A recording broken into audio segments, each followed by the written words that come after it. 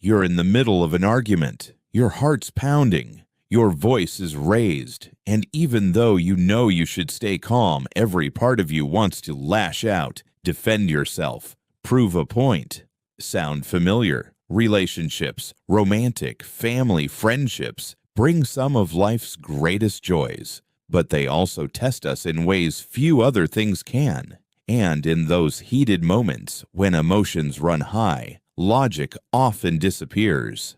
But what if I told you there's a way to handle conflict with grace, clarity, and unshakable peace? That even in the middle of chaos, you could stay centered, strong, and deeply connected, not in spite of the conflict, but because of it. This is where Stoicism enters, not as a cold, detached philosophy, but as a living, breathing guide to emotional resilience in the most personal parts of our lives. You see, modern relationships demand emotional maturity, yet most of us were never taught how to stay calm when we're triggered, how to listen when we feel misunderstood, how to stand firm without becoming rigid. And that's exactly why Stoicism is so powerful, not just for monks or philosophers, but for you, right now, in your daily relationships. Let's start with a truth that the Stoics knew well. You can't control another person's behavior. You can't force them to understand you, love you more, or say the right thing. But you can control your own reactions. Epictetus said, "We are disturbed not by things, but by the views we take of them."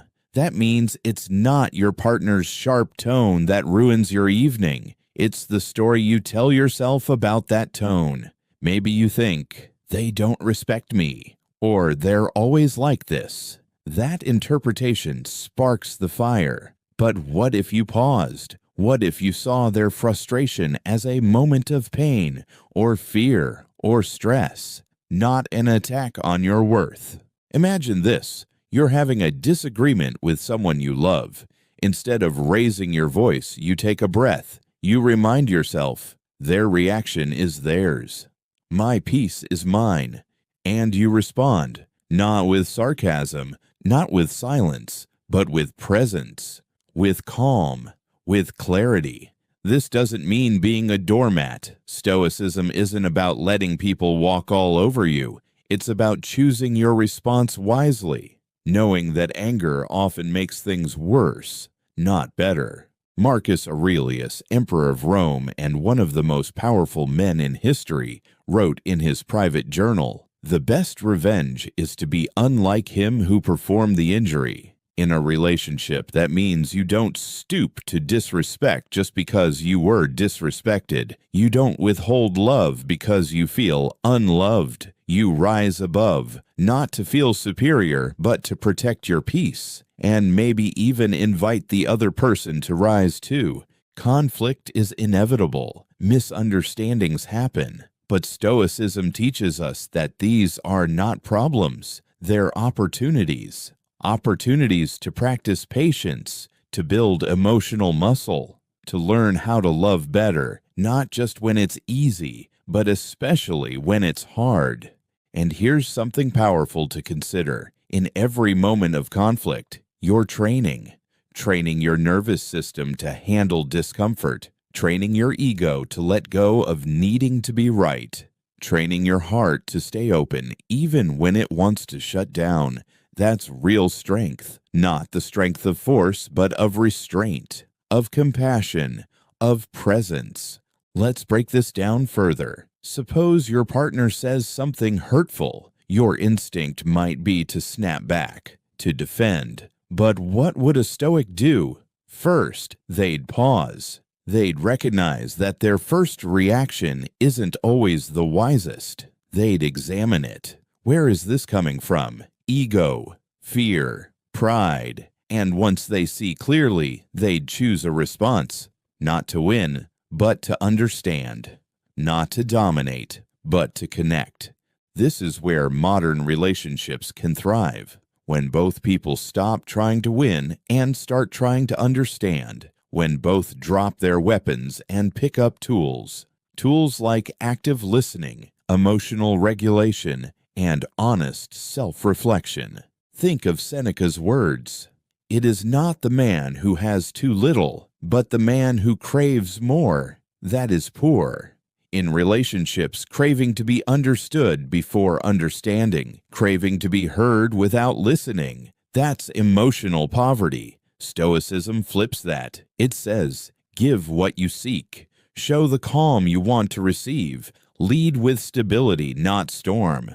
Now, you might be wondering, what if the other person isn't doing the same? What if you're the only one trying? That's tough.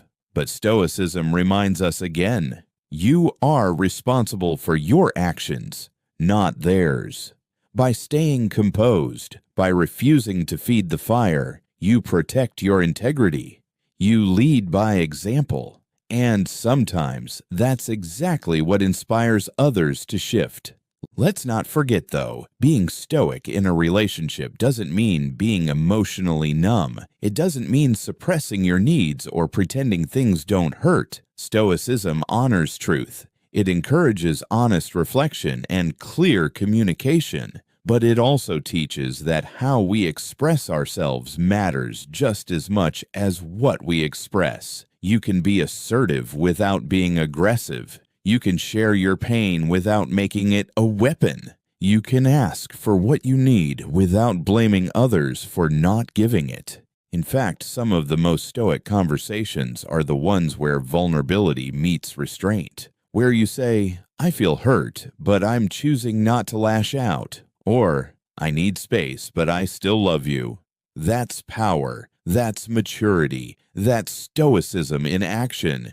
And over time, when practiced consistently, this way of being creates a relationship built not on constant highs and chaotic lows, but on steady, grounded connection. A bond where both people feel safe. Not because there's no conflict, but because conflict is handled with care. Where silence isn't used to punish, but to reflect. Where arguments don't end in emotional bruises, but in deeper understanding. We live in a world that often tells us to react quickly, to say whatever's on our mind, to never back down. But Stoicism whispers a different truth. Pause, think, breathe, respond, and above all, hold your peace like a shield. Because that's what makes love last. Not the absence of problems, but the presence of wisdom. So the next time you find yourself in a heated moment, remember, this is not just a challenge, it's a chance. A chance to practice emotional discipline, to honor your values, to lead with calm and courage, to embody the kind of love that isn't shaken by storms, but strengthened by them.